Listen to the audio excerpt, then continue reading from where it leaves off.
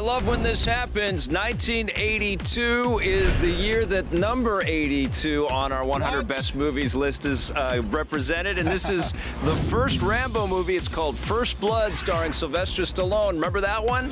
Don't push it, I'll give you a war you won't believe. Made Rambo an indelible figure across the entire planet. Well, of course, I'm a huge fan of Rocky, and I was a huge fan of Sylvester Stallone. He's gone on to do some strange things to his career and to his face over the years. Yes. But back then, he was actually a pretty damn good actor, and you look at those early scenes, especially in First Blood, and there's a vulnerability and a softness. He plays John Rambo, a guy who's come home from Nam. Some stuff happened to him over there, and he's in search of one of his buddies. Get out of my head. And so he goes to Hope, Washington, although we find out later. It's Hope, BC. It's Hope, British Columbia. Yeah, and this was shot, I guess, in 80, 81, and so the Vancouver film scene was just kind of coming into its own. So this was a big badge of honor for the local film industry for a very long time. Were you in this movie? I was not in this movie, but I know people that were in this movie. What was interesting was just the reach that this film had. This really spoke to a generation of people. It became a big box office sensation. It felt and like then an art house movie. It had a small quality to it, but it just kept kind of growing. And I remember, everybody in school talking about this movie. And it was another one of these VHS tape experiences where we were, like trading the VHS tape back and forth at night. We'd watch it the next day. We'd watch it again. I probably saw this movie 100 times. Yeah, and it's also another one of these movies on our list where sequels didn't do it any favor. They got progressively cheesier with more explosions and more heightened silliness. But this movie was actually kind of contained and constrained.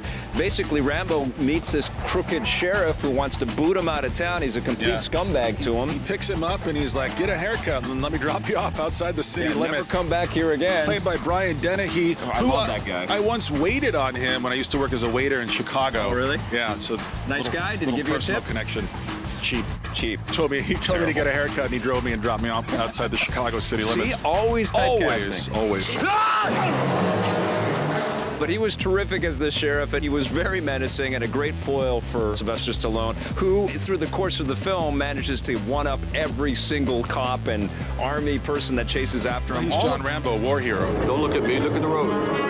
That's how accidents happen. All of the stuff that he does in this movie is incredible, and also, etched in cinema history forever. Like everybody that's ever done anything similar to this. Anytime you ever see a protagonist in a movie that runs into the woods or the jungle and is able to outsmart other people, he's doing a Rambo. He's pulling a Rambo. He became part of the vernacular. Well, also anytime an actor takes his shirt off to show off his physique, that's pulling a Rambo as well. Right, and many video games have borrowed liberally from the Rambo franchise.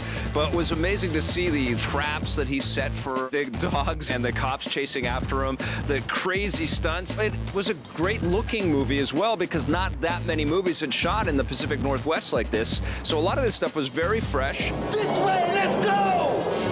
And seeing a box office hero like Sylvester Stallone running around on this thing on screens all over the world, it really put a lot of focus back on the territory of Vancouver. And I think it really set a lot of things in motion for a lot of other movies to be shot in this area. I think it did a pretty good job, too, of walking that fine line between paying homage to the veterans and the sacrifices they make and what they go through, and also, indulging what would go on to become action movie cliches, because this really was the template for so many movies that would come after this. Well, he was a good anti-hero as well. Are you telling me that 200 men against your boy is a no-win situation for us?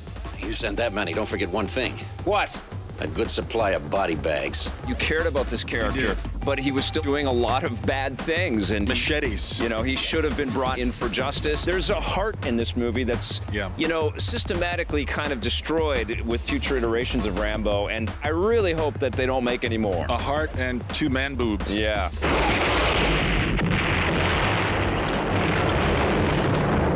The first one, phenomenal. You'll never forget it. First Blood, fantastic. And congratulations, you are number 82. Right.